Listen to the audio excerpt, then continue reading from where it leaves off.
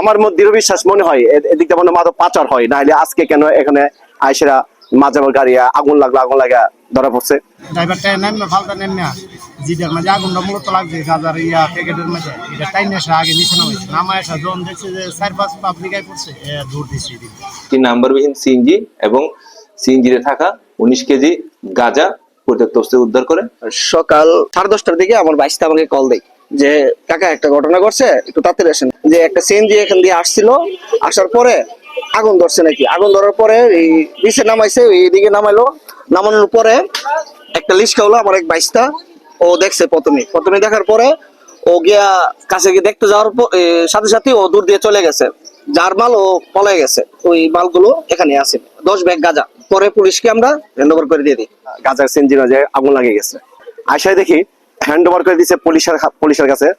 এখন আমি চাই মাদক, আমরা হলো মাদক বিরোধী, মাদক এদিক দিয়ে আমার মধ্যে দৃঢ় বিশ্বাস মনে হয় এদিক দিয়ে মনে হয় মাদক পাচার হয়, না হলে আজকে কেন এখানে আইসেরা মাঝে মাঝে গাড়ি আগুন লাগা ধরা পড়ছে। এখন ড্রাইভারকে আমরা তো কেউ যাচ্ছি না, ড্রাইভার পালাই গেছে। এখন হ্যান্ড ওভার করা হয়েছে পুলিশের কাছে, পুলিশ ওইগুলো নিয়ে গেছে। যদি মাদক নিয়ন্ত্রণ করা না যায় তাহলে আমাদের যুব সমাজ নষ্ট হয়ে যাবে। আমি দৃষ্টি আকর্ষণ করছি প্রশাসনের কাছে, আবার যারা বর্দলীয় নেতা পাতা আছে তাদের কাছে আমি দৃষ্টি আকর্ষণ করছি, আমরা অতি তাড়াতাড়ি এই প্রয়োগটা নেন, দেশের সমাজকে বাঁচান এবং আমাদের যুবক সমাজকে বাঁচান। আইতাছিলাম আর কি, পরে হঠাৎ করে ছাই দিয়ে একটা গাড়ি নিয়েছিলাম, আগুন ধরে গেছে পিছনে, ধুমা বাড়িতেছে আর কি। ধুমা অবস্থায় ড্রাইভারটা নেন না ফালতা নেন না, যেটার মাঝে আগুনটা মূলত লাগছে গাজার প্যাকেটের মাঝে, এটা টাইম এসে আগে নিচে নামাইছে, নামায় এসে যখন দেখছে যে 4-5 পাবলিকায় পড়ছে দূর দিচ্ছে। পরে আসার পরে দেখলাম যে গাজার পুরো এটার ভিতরে ভর্তি করা, এর ভিতরে কিছু সাধারণ পাবলিক আছে, এরও কিছু টাইমে এসে কিছু নিয়ে গেছে। এতটুর দিকে আমি তাড়াতাড়ি, নাম্বার আসিল আমার মোবাইল নষ্ট দিকে, আর ক্যাম্পের নাম্বার আসিল, কিন্তু আমি আর ফোন দিতে পারছি না। তখন আমি রিক্সা নিয়ে তাড়াতাড়ি করে ক্যাম্পে গেছি।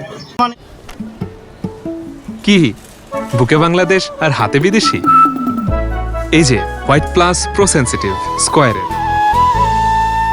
ভৈরব থানা পুলিশ অদ্য 22/4/2026 ইংরেজি তারিখ 999 সংবাদের ভিত্তিতে অত্র থানাধীন চণ্ডীবের উত্তরপাড়া সরকারি প্রাথমিক বিদ্যালয়ের সামনে ধনমিয়ার পতির জমির উপর হইতে একটি নাম্বারবিহীন সিএনজি এবং সিএনজিতে থাকা 19 কেজি গাঁজা পরিত্যক্ত অবস্থায় উদ্ধার করে। এই বিষয়ে আমরা আইনগত ব্যবস্থা প্রক্রিয়া দিই। যেহেতু সিএনজিটা নাম্বারবিহীন, সিএনজির ইঞ্জিন নাম্বার এবং সিরিজ নাম্বার দিয়ে আমরা তদন্ত করে সেটা খুঁজে বের করার চেষ্টা করছি।